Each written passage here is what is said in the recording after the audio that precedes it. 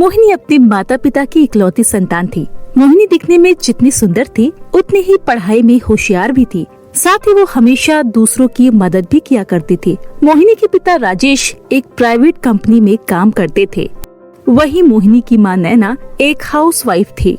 वो घर और अपनी बेटी मोहिनी का बहुत अच्छे से ख्याल रखती थी। ऐसे ही उनकी जिंदगी खुशी से गुजर रही थी। एक दिन की बात है, मोहिनी अपनी माँ से कहती है, माँ देखो आज मेरे टेस्ट में कितने अच्छे नंबर आए हैं। अरे वाह बेटी, आज तो तुम बहुत अच्छे नंबर लेकर आई हो। ऐसे ही खूब मेहनत से पढ़ाई करते रहना। अब बताओ आज मैं शाम को तुम्हारी पसंद का क्या खाना बनाऊं? माँ आज आप मेरे लिए ना कढ़ी चावल और खीर बना देना, बहुत दिन हो गए हैं खाए हुए। अच्छा ठीक है, जल्दी से स्कूल की ड्रेस चेंज कर ले और हाथ मुंह धो ले। मैं तेरे लिए डाइनिंग टेबल पर खाना लगा देती हूँ। माँ भूख बहुत जोर से लगी है, मैं कपड़े बदल कर अभी आई। इतना बोलकर मोहिनी अपने कमरे में चली गई। फिर 15 मिनट बाद मोहिनी डाइनिंग टेबल पर बैठते हुए अपनी माँ से बोली, माँ आज खाने में से तो बहुत अच्छी खुशबू आ रही है। अरे बेटा खुशबू तो आएगी ही, क्योंकि मैंने तेरी पसंद की खीर और कढ़ी चावल जो बनाई है। वाह माँ, आप मेरी पसंद के खाने का कितना ध्यान रखती हो। सच में you are the best mom. ये कहते हुए मोहिनी खाना खाने लगती है। खाना खाने की कुछ देर बाद मोहिनी अपनी माँ नैना से कहती है, माँ वैसे पिताजी दिल्ली से कब आएंगे? बहुत दिन हो गए हैं उन्हें गए हुए। बिटिया वो काम के सिलसिले में गए हुए हैं, 2-4 दिन बाद आ जाएंगे। आपको तो पता है ना माँ, अगले महीने मेरा बर्थडे है और पापा के बिना मैं अपना बर्थडे सेलिब्रेट नहीं करूँगी। हाँ मेरी गुड़िया रानी, मुझे पता है तुम्हारा जन्मदिन आने वाला है और देखना तुम्हारे पापा तुम्हारे लिए दिल्ली से बहुत ही सुंदर गाउन और मैचिंग सैंडल लेकर आएंगे। क्या सच में माँ? वाओ, मैं उस दिन का इंतजार कर रही हूँ जब पापा मेरे लिए नया गाउन और नया सैंडल लेकर आएंगे। ये कहते हुए मोहिनी मन ही मन बहुत खुश हो रही थी, लेकिन उस मासूम को क्या पता था उसकी ये खुशी बस कुछ ही दिनों की मेहमान है। ऐसे ही 2 हफ्ते बीत गए। जन्मदिन का दिन था। मोहिनी जल्दी से नहा धोकर अपने पापा के आने का इंतजार करने लगी। माँ पापा कब आएंगे? उन्हें अब तक तो आ जाना चाहिए था। क्या उन्हें नहीं पता कि आज उनकी राजकुमारी बिटिया का जन्मदिन है? आ जाएंगे बिटिया रानी, मैंने उन्हें फोन कर दिया है, वो बस पहुँचने ही वाले हैं। वहीं दूसरी तरफ राजेश खुश होते हुए अपनी बिटिया के लिए नया गाउन और नया सैंडल लेकर घर ही आ रहा था कि तभी रास्ते में उसका एक्सीडेंट हो गया और मौके पर ही उसकी मौत हो गई। वहीं जब ये दुखद खबर नैना और उसकी बेटी मोहिनी को पता चलता है तो उन दोनों की आंखों के आगे अंधेरा छा जाता है। दोनों माँ बेटी रोते हुए घटना स्थल पर पहुँचती है और मोहिनी अपने पिता से लिपट कर फूट फूट कर रोते हुए बोलती है, पापा आप हमें छोड़कर क्यों चले गए? हम आपके बिना कैसे रहेंगे? आप कुछ बोलते क्यों नहीं पापा? मैं आपसे बहुत नाराज हूँ। आपको पता है ना आज मेरा बर्थडे है और मैं आपका सुबह से इंतजार कर रही थी। आप उठो ना पापा। तभी नैना अपने आप को संभालते हुए बोली, चुप हो जा बिटिया, अब तेरे पापा कभी नहीं उठेंगे, वो हमें छोड़कर जा चुके हैं। नहीं माँ, ऐसा नहीं हो सकता। देखना पापा अभी हमसे बात करेंगे, है ना पापा? नहीं बिटिया, अब तेरे पापा हमसे कभी बात नहीं करेंगे, वो इस दुनिया को छोड़कर हमेशा के लिए चले गए हैं। ये कहते हुए नैना अपनी बेटी के गले लगकर फूट फूट कर रोने लगी। फिर नम आँखों से नैना ने अपनी बेटी मोहिनी संग अपने पति राजेश का अंतिम संस्कार किया। ऐसे ही कुछ दिन बीत गए। अपने पिता के गुजर जाने के बाद मोहिनी बहुत उदास रहने लगी थी। ना ही वो किसी से बात करती, ना ही अपनी सहेलियों के साथ खेलती। बस अपने पिता द्वारा लाए गए गाउन और सैंडल को ही देखती रहती। धीरे धीरे अब उनके घर की आर्थिक स्थिति खराब होने लगी थी, जिस वजह से मोहिनी अब स्कूल भी नहीं जा पा रही थी। घर का खर्चा चलाना भी अब मुश्किल हो रहा था। ये सब सोच नैना चिंता में बैठी हुई थी।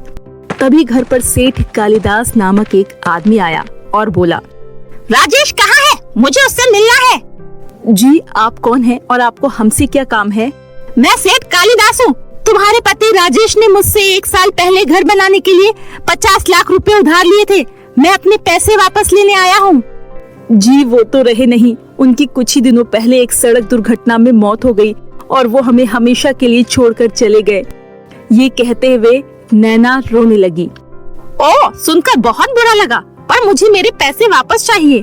देखिए भाई साहब, अभी हमारे घर के हालात ठीक नहीं है। घर का खर्चा चलाने तक के हमारे पास पैसे नहीं हैं। तो फिर मैं इतने सारे पैसे कहाँ से दूंगी आपको? आप कुछ समय और दे दीजिए, मैं छोटा मोटा काम करके आपका सारा पैसा धीरे धीरे चुका दूंगी। नहीं, मैं और नहीं रुक सकता। मैं तुम्हें सिर्फ 1 महीने का टाइम दे रहा हूँ। मुझे मेरे सारे पैसे वापस मिल जाने चाहिए, नहीं तो मैं तुम्हारा ये घर अपने कब्जे में कर लूंगा। नहीं नहीं, आप ये क्या कह रहे हैं? एक यही तो हमारा आसरा है। अगर आपने ये भी हमसे छीन लिया तो हम कहाँ रहेंगे? वो सब मैं नहीं जानता, मुझे बस मेरे पैसे चाहिए। इसीलिए मेरी बात याद रखना। ठीक 1 महीने बाद मैं अपने पैसे लेने आऊंगा। ये कहते हुए सेठ कालिदास वहाँ से चला गया। वही नैना परेशान होकर सर पकड़कर वहीं बैठ गई।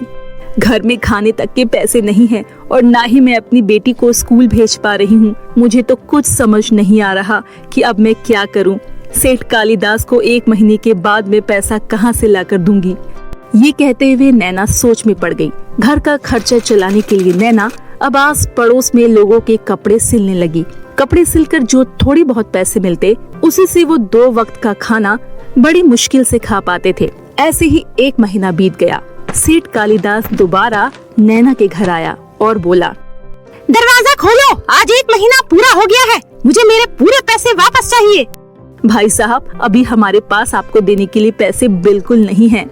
अगर तुम्हारे पास पैसे नहीं है तो ये घर फौरन अभी के अभी खाली करो, नहीं तो मुझे जबरदस्ती खाली करवाना भी आता है। नैना सेठ कालिदास की बातों को सुनकर बहुत डर गई और बोली, ठीक है भाई साहब, हमें बस 5 मिनट दीजिए, मैं एक थैले में जरूरी सामान रख लेती हूँ। ऐसा कहते हुए नैना ने एक थैले में 2-4 कपड़े और खाने का सामान बांध लिया। वही मोहिनी ने भी अपने पिता की लाई हुई आखिरी निशानी, नया गाउन और सैंडल एक बैग में रख लिया। उसके बाद दोनों माँ बेटी ने दुखी मन से अपने घर को आखिरी बार रोते हुए देखा और वहाँ से चली गई। दोनों माँ बेटी कड़ी धूप में यहाँ वहाँ भटकने लगी। तभी एक भिखारिन फटे पुराने कपड़ों में अपनी बेटी को लेकर उनके पास आई और बोली, बेटी, भगवान तुम्हारा भला करे। अगर तुम्हारे पास कोई पुराना कपड़ा है तो मेरी बेटी को पहनने के लिए दे दो। देखो, उसके कपड़े सब जगह से फट चुके हैं। उस भिखारन की बात सुनकर मोहिनी को उस पर दया आ गई और वो बोली, मेरे पास पुराना कपड़ा तो नहीं है, लेकिन मेरे पास ये नया गाउन है। आप ये अपनी बेटी को पहना देना, और हाँ, ये नई सैंडल भी आप ही रख लो। भगवान तुम्हें सदा खुश रखे बेटी। इतना कहकर भिखारिन खुश होते हुए ढेर सारी दुआएं देकर अपनी बेटी के साथ वहाँ से चली गई। ये देख नैना बोली, ये क्या किया बिटिया तुमने? अपना नया गाउन और सैंडल उस भिखारिन को दे दी? ये तो पापा तुम्हारे लिए लेकर आए थे ना? हाँ माँ, पर उस लड़की के पैरों में ना तो चप्पल थी और ना ही तन में ढकने के लिए कपड़े, इसीलिए मैंने उन्हें दे दी। पापा भी बहुत खुश हो रहे होंगे ये सब देखकर। अरे मेरी बिटिया कितनी बड़ी हो गई, मुझे तुम पर बहुत गर्व है। फिर दोनों माँ बेटी चलते चलते जंगल में जा पहुँची और थक कर एक पेड़ के नीचे बैठ गई। बिटिया, मैं बहुत थक गई हूँ, थोड़ी देर इसी पेड़ के नीचे बैठकर आराम कर लेते हैं, फिर सोचेंगे कि हमें आगे क्या करना है। ये कहते हुए नैना की आंख लग गई। मोहिनी ने सोने की बहुत कोशिश की, लेकिन उसे तो नींद ही नहीं आ रही थी। तभी उसे कुछ दूरी पर तेज रोशनी दिखाई दी। वो फौरन उस दिशा की तरफ दौड़ते हुए गई। तभी उसे वहाँ एक सीढ़ी दिखाई दी जो बादलों में जा रही थी। अरे ये सीढ़ी, ये कहाँ से आ गई? ये तो बादलों की ओर जा रही है। मैं एक बार इन सीढ़ियों के ऊपर चढ़कर देखती हूँ कि आखिर क्या है ये। इतना कहकर मोहिनी उन सीढ़ियों पर चढ़ते हुए बादलों के पास जा पहुँची। तभी उसे वहाँ पर एक गाउन घर और एक सैंडल घर दिखाई दिया, जिसे देखकर मोहिनी चौंक गई। तभी गाउन घर से आवाज आई, मोहिनी, जल्दी मेरे घर के अंदर आओ। तुम्हें मेरे घर के अंदर खूब सारे हीरे जवाहरात और धन दौलत मिलेगी और तुम्हें कभी भी किसी चीज की कमी नहीं होगी। फिर तुम उसके बाद अपनी माँ के साथ हंसी खुशी रहना। तभी सैंडल घर से आवाज आई, मोहिनी, तुम इस गाउन के घर की बातों पर बिल्कुल भी ध्यान मत देना। प्लीज तुम मेरे घर में आओ।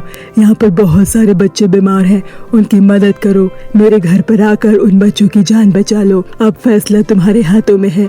तुम मासूम बच्चों की जान बचाना चाहती हो या धन दौलत को चुनती हो? मुझे धन दौलत का लालच नहीं है और ना ही मुझे आराम की जिंदगी चाहिए। मैं सिर्फ बीमार बच्चों को ठीक करना चाहती हूँ। इतना कहकर मोहिनी उस जादुई सैंडल के घर के अंदर चली गई। घर के अंदर जाते ही मोहिनी हक्की बक्की हो गई। क्योंकि वो जादुई सैंडल घर धन दौलत से भरा पड़ा था। ये देख मोहिनी बोली, हे जादुई सैंडल घर, आपने तो कहा था कि यहाँ पर बहुत सारे बच्चे बीमार हैं, लेकिन यहाँ तो कोई भी नहीं है, बल्कि ढेर सारी धन दौलत है। तभी सैंडल घर से आवाज आई, मोहिनी, मैं तो बस तुम्हारी परीक्षा ले रहा था कि तुम कहीं लालची लड़की तो नहीं, लेकिन तुम मेरी परीक्षा में खरी उतरी, इसीलिए मैं तुमसे बहुत खुश हूँ। अब से ये सैंडल का घर तुम्हारा हुआ। तुम इस सैंडल घर को अपने साथ ले जा सकती हो और खुशी खुशी अपनी माँ के साथ इस घर में रह सकती हो। मोहिनी खुशी खुशी उस सैंडल घर को लेकर उन सीढ़ियों के रास्ते अपनी माँ नैना के पास वापस लौट आई और खुश होते हुए अपनी माँ को सब कुछ बताया। सब कुछ जानकर नैना मन ही मन भगवान का धन्यवाद करने लगी। उस सैंडल घर में किसी चीज की कोई कमी नहीं थी और उसके बाद वो दोनों माँ बेटी खुशी खुशी से रहने लगी। तो मेरे प्यारे दोस्तों, कैसी लगी आपको हमारी ये कहानी?